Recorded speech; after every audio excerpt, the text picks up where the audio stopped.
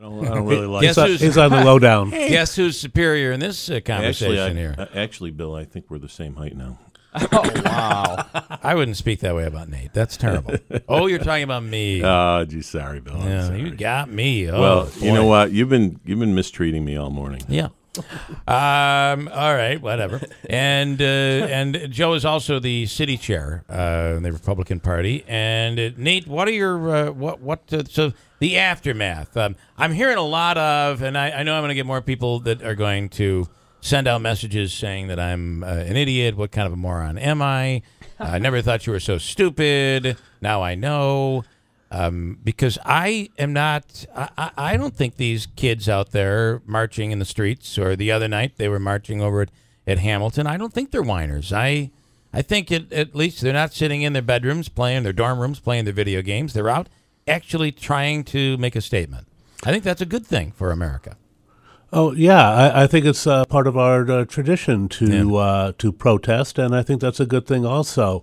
I think they should continue. Kind of wish that maybe they had. They could have protested on Election Day. Yeah, they could have protested by voting. By voting, yeah. That would have been good. And what is it with this millennial crowd? I don't know. When you guys were younger, for me, when I turned 18, I could not wait to vote. I was excited about the fact that I was voting, and I know there are kids that feel that way today, but not the masses. Well, actually, I talked to a lot of young people, and they're pretty disillusioned with the system. The idea that the system is corrupt and that they cannot, that it's not going to change, that money interests dictate what policies get passed. They're pretty cynical and corrupt, and think the system's corrupt. So I'm surprised that, the millennial generation typically seemed to have sided with Hillary Clinton, but that seems more like a Donald Trump argument. Can you explain that? It is to say that with that mindset, they may support Trump over Hillary. Well, yeah, I understand what you're saying. Actually, I think the millennials went big for Bernie Sanders. Okay, so they and then they supported Donald Trump. I think many of them, a lot of the millennials, I think, sat out this election. I know personally many of them who sat out this election. But those who did vote, I think, broke for Trump. I haven't analyzed the returns that closely, but I think they broke for Trump because Trump advocated change.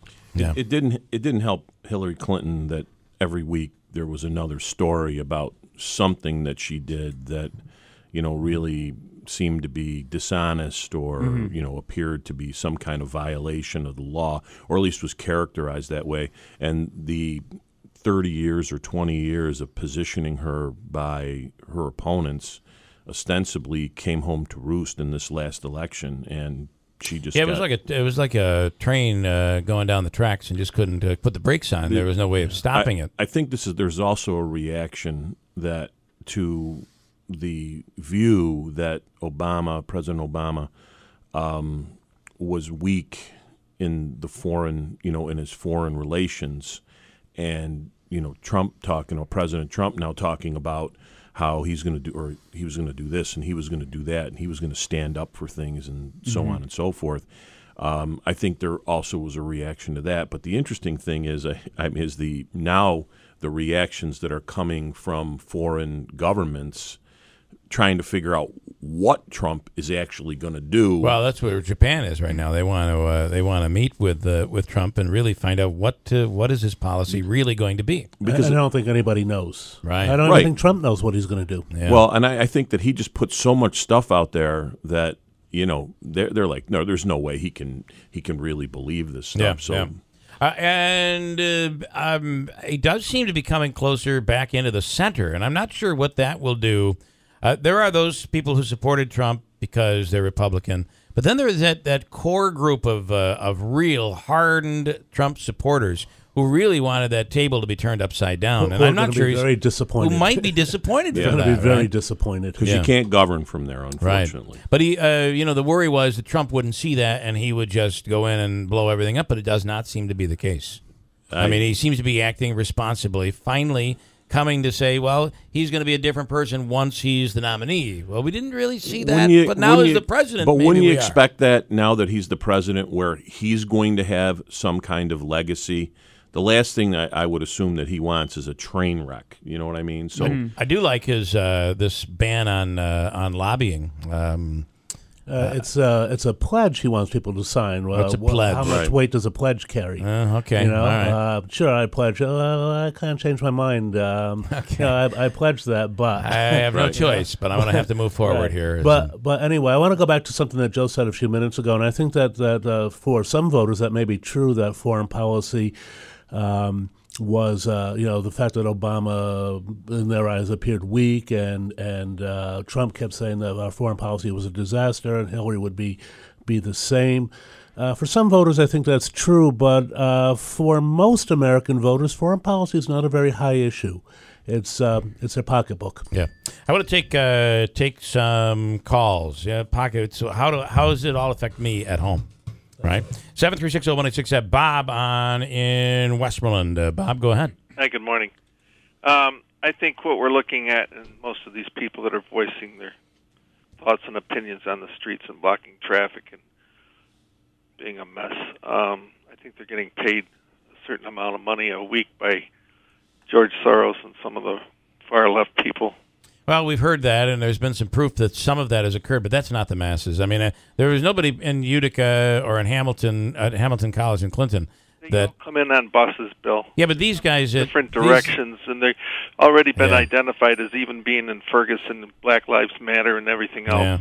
Yeah. It's an organized thing to put down this country. Yeah, I don't buy that. Do you buy it? Not at all. Because there is so much that came out of this campaign. Do you expect people to just be like, on Wednesday morning, wake up and be like, hey, all right, it's all, I'm going to forget about everything? That's not going to be the case. You have people that are distraught over this election right I think now. there's a hangover, first of all, Yeah. from all the discourse and the disarray.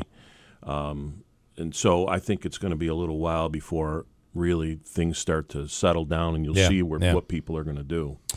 I think the protests that are happening right now are small scale, and when the inauguration happens, we'll see them pick up in a big time. Yeah. Oh, you do? Okay.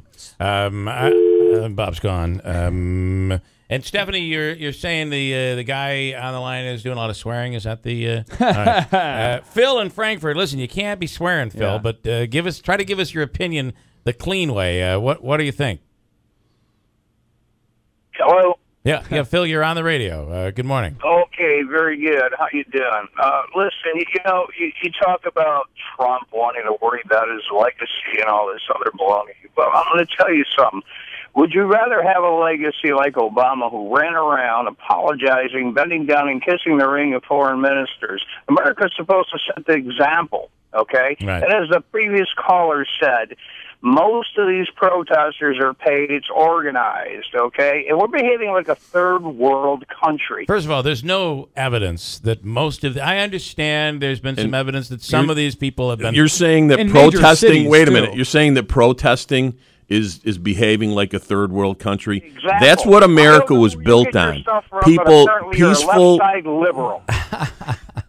Oh, Phil. And you can laugh about it all you want. All right. But the truth of the matter is, you lost the election. Suck it up. Okay. All right. Are you okay, Phil? You should be happy at this point. I mean, if you're a big Trump supporter, I'm happy at this point. You don't seem that way. You seem extremely angry. Very angry. Country. Yeah. First of all, hang on to your guns. Okay. Hang on to your guns, you goddamn fool. Okay. All right. Well, there we go. All right, Phil, thanks for that. That was enjoyable. I love a good blood-flowing call. Good morning. I love the. Oh, go ahead. Yeah. I love these people that love the Second Amendment but forget about the First. Here's Jim. Good morning, Jim in New Hartford. Yes, good morning. Here's my take on it.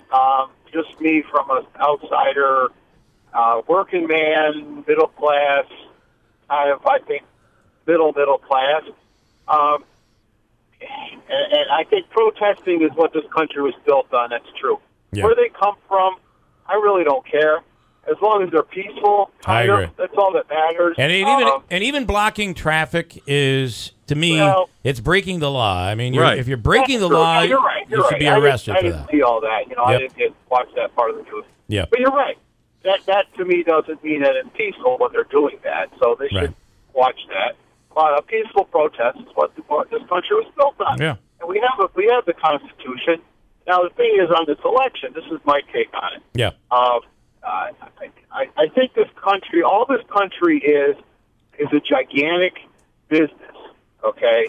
Right. There's states, there's economies, there's gross national product, and there's deficits. It's a business. You have to run it like a business. Everybody was saying Donald Trump, he declared bankruptcy, he didn't pay taxes. But you know what? When he said in that debate, he told Hillary Clinton, he said, I use the current tax code. Right, okay. right. And if she didn't like it, she should have did something to change it. Sure. Well, it's true. He used the tax code. Everything he did was legal, okay? A lot of people didn't like it, but you know what? He used it. Anything in the tax code was created by the government. Right. And so, listen, at the end of the day, Jim, I mean, that was all part of the political rhetoric that came out of this campaign on both sides. You know what I loved? What? I loved the fact that he's the first candidate that said, or that I am aware of, that said, no, you're not going to look at my tax returns. Yeah. You can't know really anything about me. You'll know what I'm presenting out there, and that's the end of it. But it's not in the Constitution that he has to bring out his tax. I understood. Yeah. I totally agree. That's why I love it. Probably one of the first presidents that was not a prior politician. Right. He doesn't owe anybody anything, any favors. Yeah. That's what I like about it. Hey, at the end of the day, whether you voted for him or not, this is the United States, and it is our country, and we support you support. Now, I know there are people saying he's not my president, but he is. But he is, and we saw the same thing with people saying Obama was not their president. 8 years of it. But he is. At the end of the day, this is a pretty strong entity, this United States of America, right? We'll survive all this. Yeah, I think so. We'll survive. We've been through worse. Sure. A lot worse. Tim is in Utica. Jim, thanks. Tim, you're on the radio. Good morning. Good morning. I believe Mr. Esquire Hobika said that this country was based on peaceful protest. Actually, this country was based on a violent overthrow of the British. Yeah, that was the start. Yeah, it wasn't peaceful. It was a violent overthrow. Yeah, we have a history, though. What he's saying is we have a long, long history of peaceful protesting that changed, that really formed this country into what it is today. Yes, and I have a suggestion. Okay. When the beer guy comes in, okay, you should have, for bumper music, you should play that song, and I don't know the name of it, but the one that says, "There's nothing like a beer buzz in the morning." Okay. All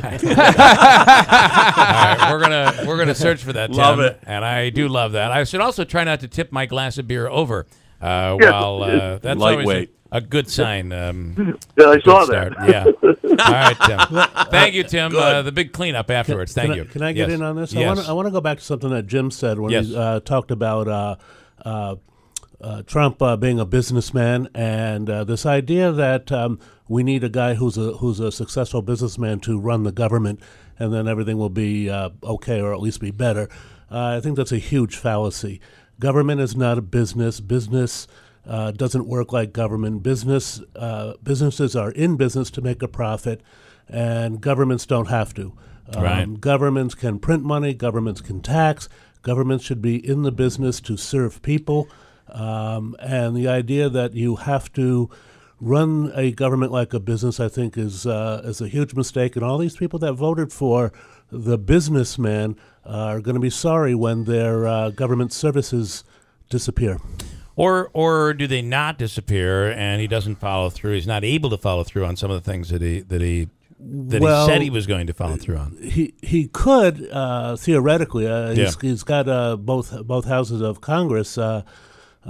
So it's theoretically possible. Whether the Republicans will go along with him. But a lot of these types of things are, listen, I want to, you got to cut, but don't cut anything that affects me. Right. And that's where you'll find, I think, that it's going to be interesting to see how this comes down. But we've never had a businessman before. How about George Bush? Texas Rangers. When right. you're running for office and you don't really have the idea of the specifics on what actually goes on inside the government, and then all of a sudden now you're in there, and something that you thought was going to be simple is no longer simple. It's extremely complex, and now you spend your time trying to balance things. That's where he's going to be. That's where he's going to end up having to really spend, his time trying to figure out what to do and how he's going to affect and a lot things. have tried to compare him to maybe Ronald Reagan, but remember, Reagan already had leadership experience as a governor. That's right. Governor of California. And I always found that governors make the best president. I want to quickly bring in two callers, and I gotta end this. Mike in Utica, I give you about 15 seconds. Go ahead. Yeah, no worries, Bill.